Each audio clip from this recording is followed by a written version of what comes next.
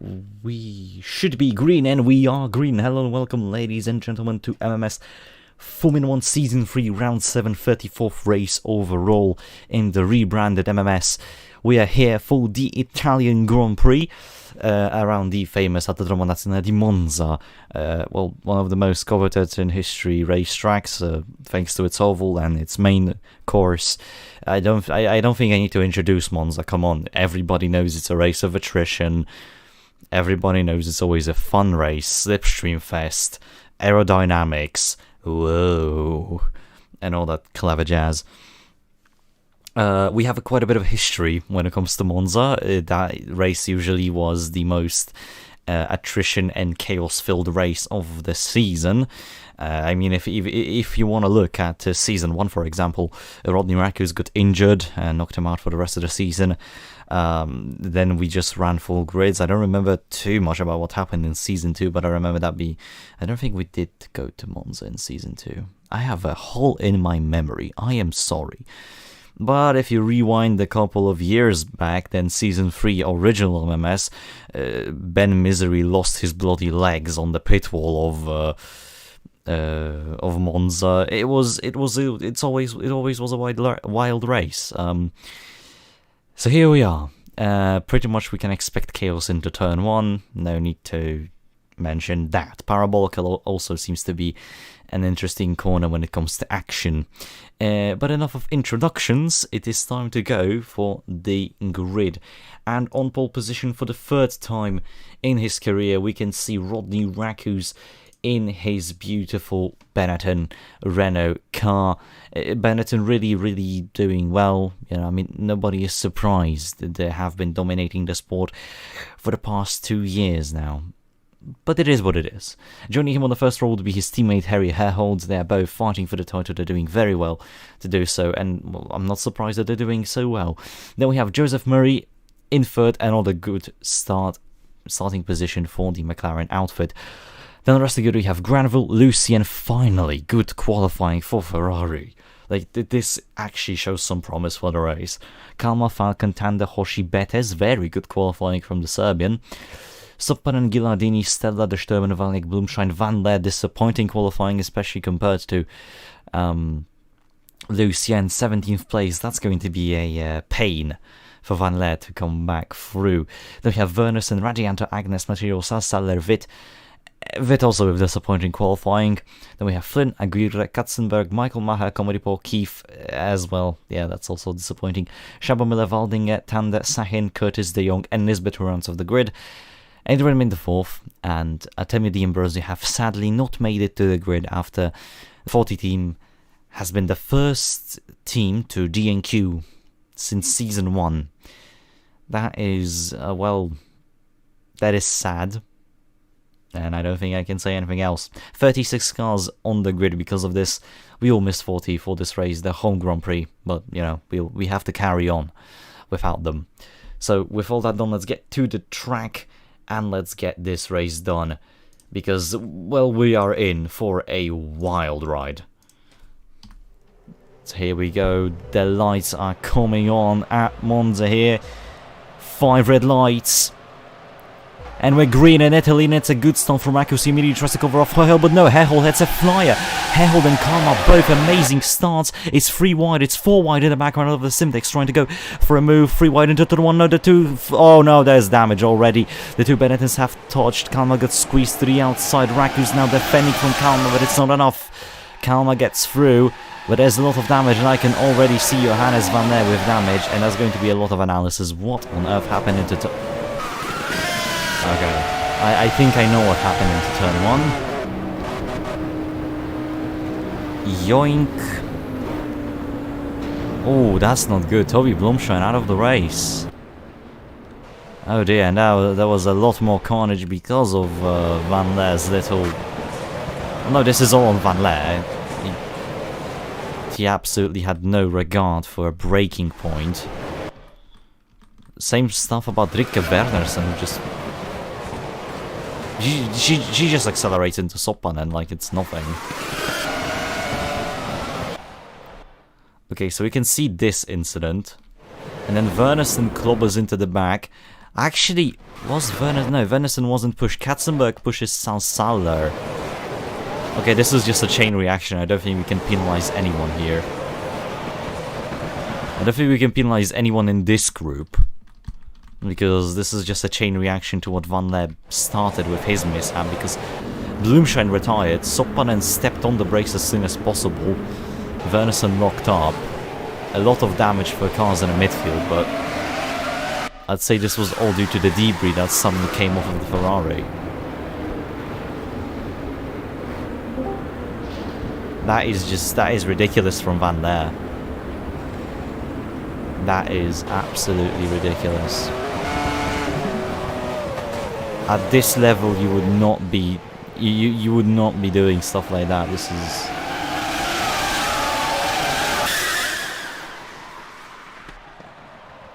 Yeah,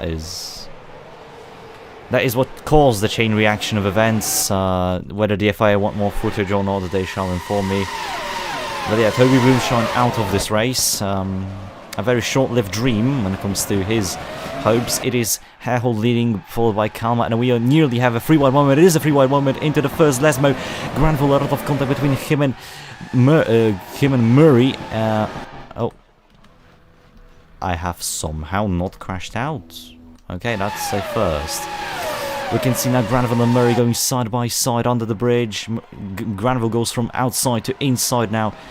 And it should work. No, it doesn't. Contact between him and Rakus. Murray goes very deep into the first bit of Ascari. A few cars went off as well, but no damage for anyone just yet. I hope this doesn't cause any issues. How is he still alive? Jesus Christ, I'm going to have to fix that very soon. Adelaide all over again. Rakus onto the inside and Granada. They're still battling. Very nice, fierce battle between the two. You really have to love that thing they're doing over here. Granville gets behind now, and this is the favorite thing about the circuit for me. Look at the speeds, 353 kilometers per hour. That's the top speed of these engines here, and that's just insane. And we have a confirmation. Johannes Van Leer. Oh god, that was stupid as hell. Hopefully that will not cause issues. But we have a confirmation. Johannes Van Leer has been disqualified. Moment. Johannes Van Leer has been disqualified for the turn 1 incident. Luciano with a double overtake on Tanda. Sorry to just, you know, cut in there, but the message, but that is official. So, please don't hit. Please. Okay, we're fine. It's not in the way. Thank God. Okay, it's gone.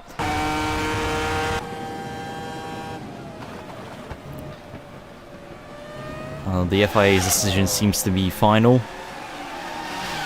As we can see, Ghilardi and Hoshi now going side. Hoshi with a beautiful move. Radko Bettas down to 12. That's not a good start. But Bettas now to the outside. And he gets Ghilardini. Tries to defend Ghilardini into the slipstream. The Sturmer now trying to make a move. Lifts off. And gets the move done as well. Material also tried to do a bit of a lunge, but it did not work. And Stella also on the run. Stella, beautiful example of Parabolica. And that might be a move. No chance due to the slipstream. And Material is in. Kalman not catching up to the race leader. It's quite calm when it comes to the top of the field. Obviously the midfield has been split apart slightly due to the large accident. Nisbet to the inside of Mark Tander and gets the move done very nicely. Then we have the young coming for sliding, and then we have Curtis Flynn into the pits. I think that was because both of the Dams cars crashed. No, Flynn, that is a separate incident, I think. We'll see.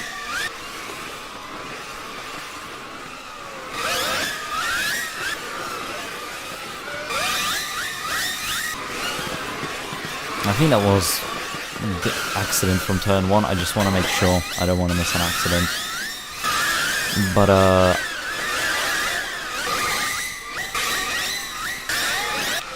well, if okay, I'm gonna be honest here. Tell Van Leer, or Orange in this situation, that if he wants to appeal the penalty, he can. Oh, and that is Flynn just going to the back of Valding, and that's on him. If he wants to talk to me about the penalty, he can talk to me about the penalty on any of the stewards, I will give him a lengthy explanation as to why the penalty is justified myself. So, paddock news, Van Der is going to appeal the penalty.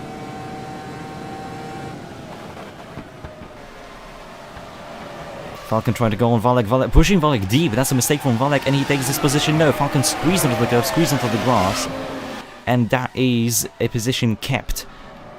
As now we can see Lucien going for David Granville, trying to get back P5 from the Englishman as she does so. That's a beautiful move from Salam. From Lucien.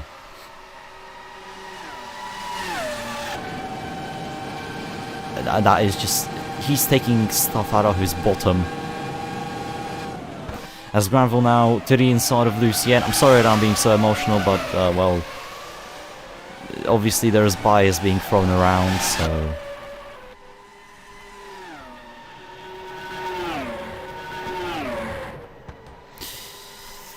Tanda now fighting Lucien. Tanda, I am really surprised by his performance in the recent races as Lucien tries to defend very aggressively over here.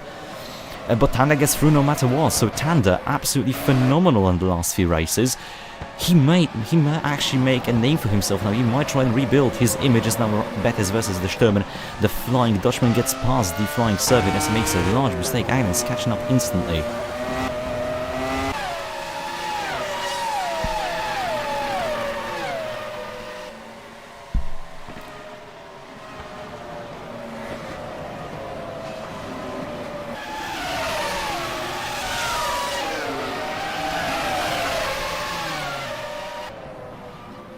Sorry for the silence, I am discussing things with my staff team, and Van Ness, he's storming the paddock building trying to appeal the penalty and try to talk to us, and it's turning personal. Better still on the back of Gilardini. Falcon now trying to get back at Lucien. Up front, nothing happening apart from the two McLarens closing in on each other. One thing to mention, these cars are running the low downforce wings. As you can see, the wings are non-existent really when it comes to the rear ones. To maximize the low downforce around this circuit.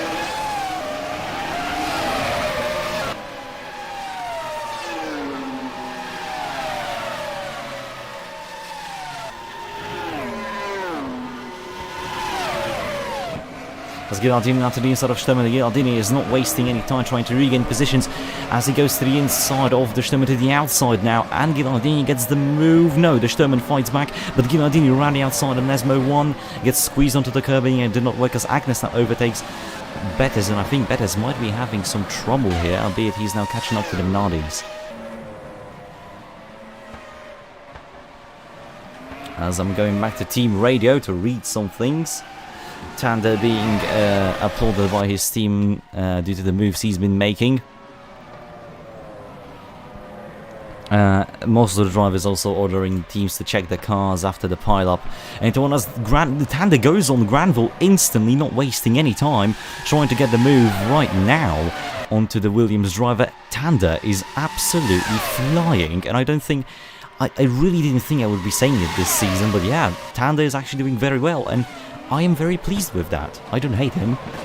Tanda now to the inside of the Williams driver. He gets the move done, not quite just yet. He gets pushed onto the grass. Very aggressive defense from Granville over there, but Granville gets behind the Jordan driver. Tanda is flying. But Granville now trying to fight back to the inside into the second set of chicanes. There's a bit of contact between Lucien and Tanda. Granville gets past Tanda now still in the inside. Tanda actually defends his position. Granville doesn't have anywhere to go, no space there, and he's left to stay in 6th as now Falcon, Valiak and Lucien are on his back, so this will be another fight.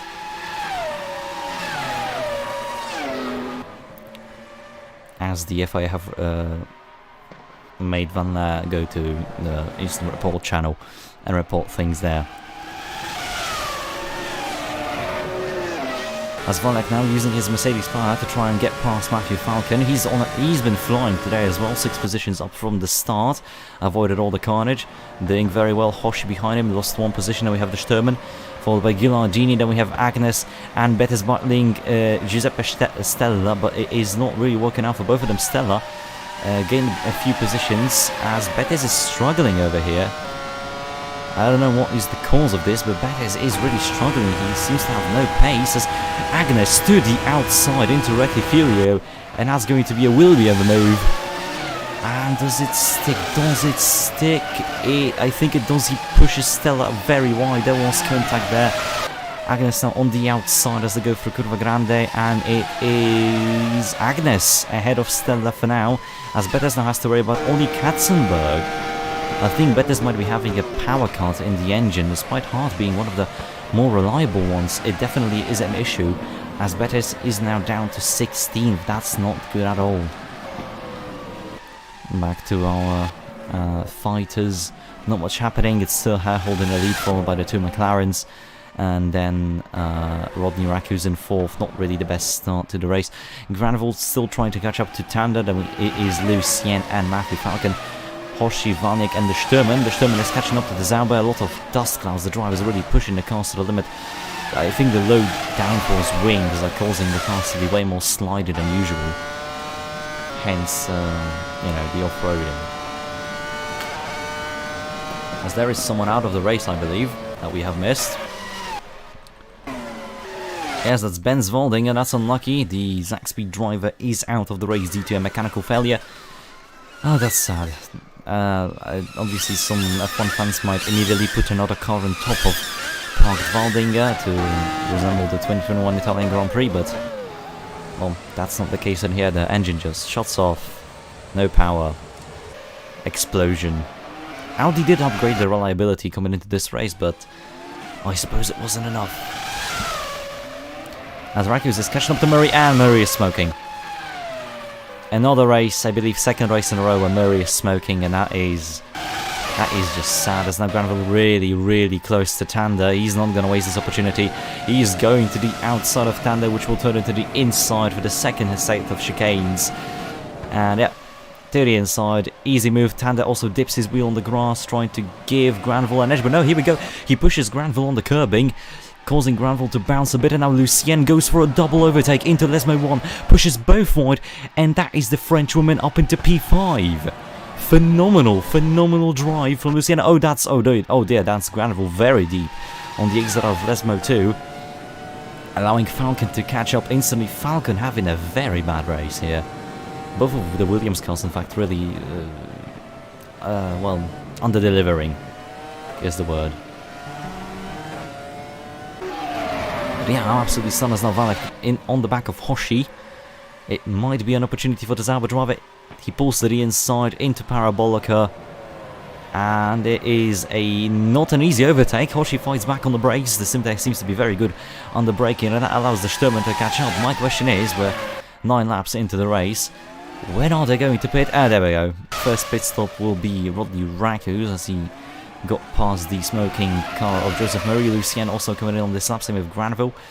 Hoshi still defending from Valek, but Valek sends it to the inside through the chicanes. They bang wheels. That's a very heavy hit on the side pod. Slowed Valek down a lot as now the Sturman to the outside and passes Valek. So that might be some damage to the actual car itself from Hale.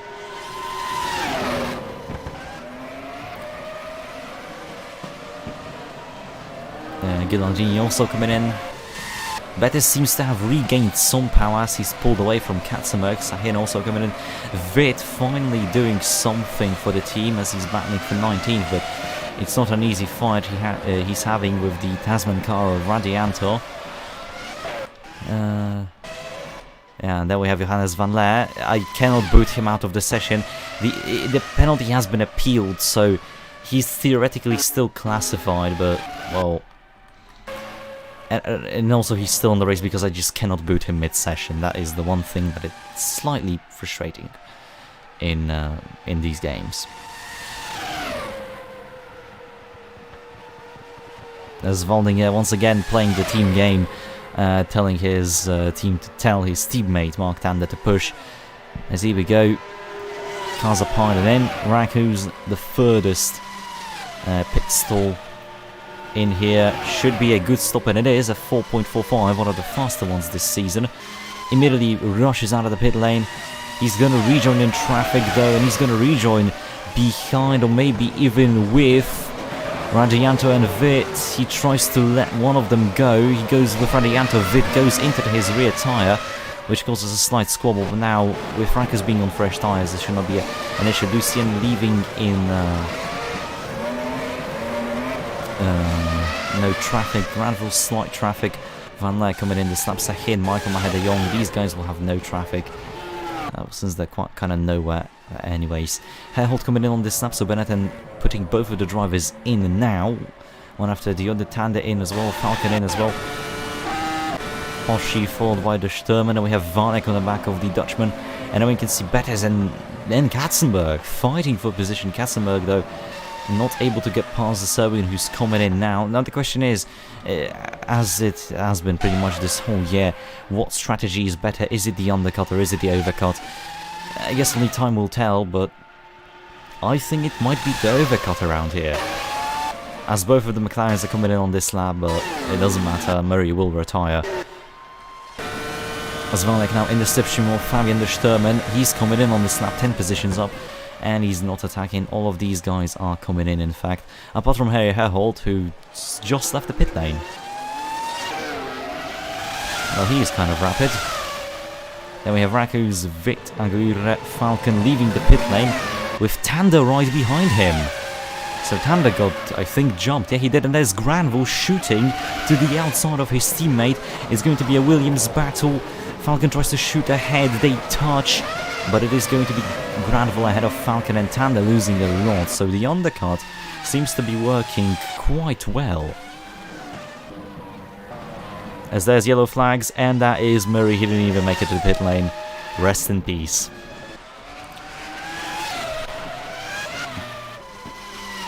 Betis is behind Sahin, the material where the Antamaka Mahashaba Miller comedy pop. Tanda and De Jong now going side by side. De Jong getting the move. Then we have Curtis Van Leer 29th. Then we have Sasaler Soppanen, Keith, Flynn. And that is it. Kalmar is already into the pits, so it's interesting to see where the McLaren driver will end up. As Soppanen has regained radio contact with his team, that's always good. As the Sturman has had issues himself with his team being slightly too quiet. It's a very long stop for Kalmar though, so he's not going to be keeping his lead. He might be keeping P2 though, as there is Rakus and there is Kalmar, and ooh, this is going to be a close one. Rakus later on the brakes than Kalmar. Nearly goes into the back of him, but it is Attila Kalmar ahead of Rodney Rakus. So, well, we might see these two battles since they're quite close in proximity. Lucien gaining a position, of course, thanks to one man retiring. The Sturman now versus Gilardini leaving the pit lane. Oh no, that's a big hit. That's a big hit. And Gilardini tries to do a bit of payback with his rejoin. That did not work though, but that is... Oh, look at this as well. Falcon. And what is Gilardini doing over here? I think this is why he tried to pay back. In Gilardini's opinion, he might have been held up by the Sturman, and he hits into him once, and then, well, that's an assassination attempt right there. Might be a warning for aggressive driving for Simona. As Soppanen is blaming Wernersen for damage, saying the car is not really drivable. So not every bit of damage was able to be fixed by the Aris Pitco, as there we go, Hoshi gets slowed down by Gilardini ahead, causing Stella to go into the back of the Japanese driver. Luckily no damage for both. Varnak right on the back of the Ligier though. The only Ligier left in this race as well. Bettes holding on to 15th, but it's not looking good. Sahin 19 positions up, that is almighty, especially since we're at Monza. And then Raku's not really gaining on Kalmar. Kalmar seems to be in a better car. The Hungarian driver really benefiting from the BMW power, it seems.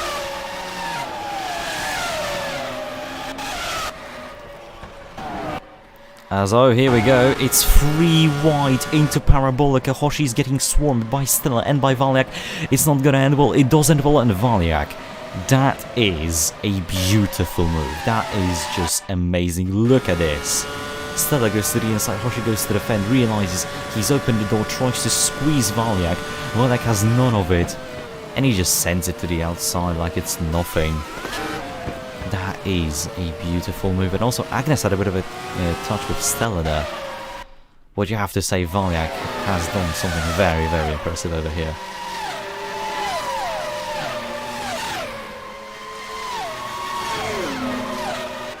Sorry for that, I have to hydrate myself. Still, I try to go to the inside of Hoshi, but just not really able to, not really finding the speed, not enough. The gap was too big. He's still looking for a gap though, as he's all over the back of this Simtek car. As I believe we have one more car. Oh wait, yeah, we have one more car out of the race. That is Murray. Still not going for moves. Still all around Hoshi, and this might allow Hoshi to actually get a good run and overtaking Hel Valiak as he goes into Lesmo 1. Should be an overtake. Is an overtake. Nice job. As Jordan is telling Tanda to push, his P4 is on the cards. Stella now to the inside of Valiak. Valiak has no defense as his teammate, who was nowhere in qualifying, is now possibly going to overtake him. That is an interesting turn of events for the Zama team. Halil Sahin really making a name for himself today, and overall this season he has been a silent possible championship contender for a while, so who knows, maybe he will be able to come back once better results start to come in, especially since he can perform drives like this. Igor Vitt is out of the race.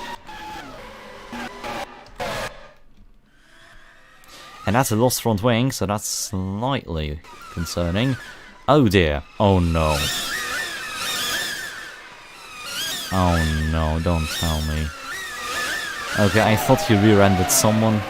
That is still reminds me of Marcus Ericsson's crash in 2018. So that's Igor Vitt out due to a brake failure. Unlucky for the Polish driver. As Agnes on the back of Valiak. Might be a move into turn 1. It isn't, but he's definitely putting the pressure. As Valiak actually goes into the back of Stella, delaying the braking, missing the braking point. Luckily, no damage for both. That was a bit of a scary accident. Van Leer already up into 24th, but I mean, he still has to gain a lot of positions if he wants to be, considered in this race. To me, he's still disqualified, but we'll see what the appeal says. As Keith is now on the back of Josh Flynn. As here we go, Tanda has caught back up to Granville, and the Jordan driver might be making another move on the Williams car.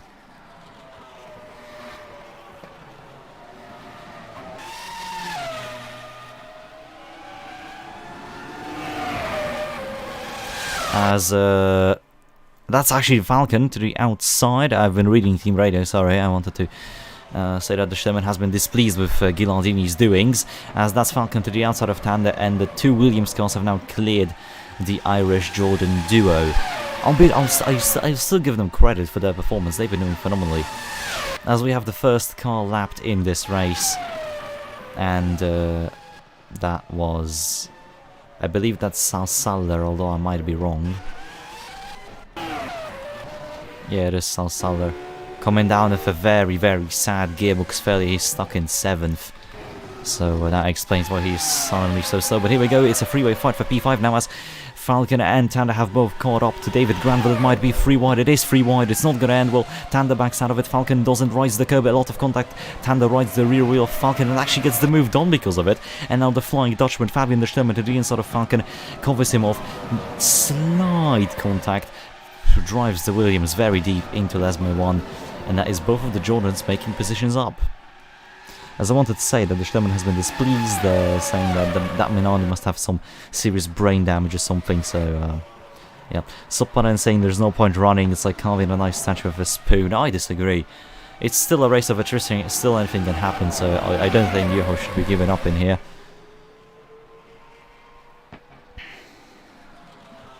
As drivers are complaining about the dust being kicked up by the drivers.